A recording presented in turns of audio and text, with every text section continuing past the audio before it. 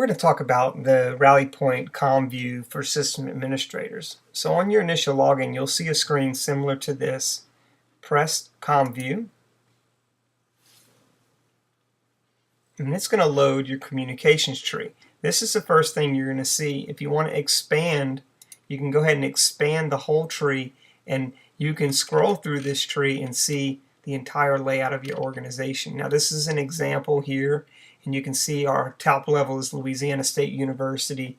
Within that communications tree, we have a region called Acadiana, Central Louisiana, Florida parishes, Greater New Orleans, and North Louisiana. Within the Florida parishes, we have these campuses: the Agricultural Center, the Law Center, the main campus. And within the main campus, we have these colleges. And within the college, we have these departments. Okay, updating and editing the communications tree is pretty simple. What you want to do is go ahead and click on a particular department in the comm tree. We've clicked on LSU Alexandria. It shows you that comm tree and a number. Now this number that we attach to the description is just for our internal record keeping, so that we have a unique. A lot of times this code will also be the code that you can use internally. It shows me who my manager is, and then it shows me the members that are actually assigned to that particular location, that particular department. If I wanted to edit this here, I can click the edit button. It's going to load my levels. Now this is my tree branches. Basically what I'm looking at here is that LSU Alexandria is the level 1 parent is Louisiana State University, and it is in region 2, which is it is in the Central Louisiana region. Now if I needed to if I wanted to move this particular LSU Alexandria to a different branch, I could actually move it to a different branch, and it would actually move everybody in that department. So this is a really easy way to move an entire department from one department or one level of oversight to another level of oversight without having to recode everybody in the system. So for an example, right now they're in the Central Louisiana region, but if some restructuring took place and they became part of the Central Louisiana region, they became part of the Acadiana region, I could just go ahead and select that particular region and from this drop down, and now they would be part of that tree. Again, this is what I name it. This is the internal code. This is strictly used to relate an internal code that you may have in your HR system to this particular department.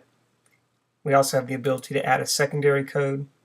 We also have the ability to suppress company-wide messaging, and this could be really important if you have a particular department that you want to create. For an example, you may have a department that you create to put all of your high net worth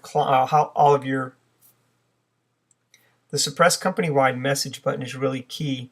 It allows you to define whether or not you want to have the company-wide messaging that is broadcast during emergencies delivered to this particular department. And in some cases, you might be creative with the setup and have departments that you've created that aren't necessarily company employees, but people that have cards, and you might not want them to get your company-wide message.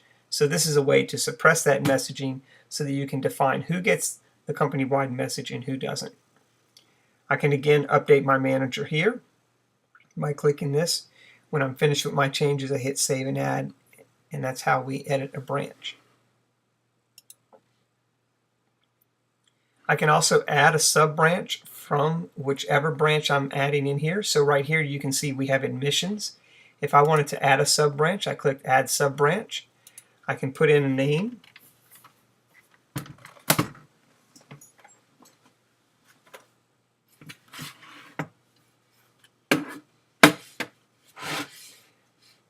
I can put in a name, so we're going to call this one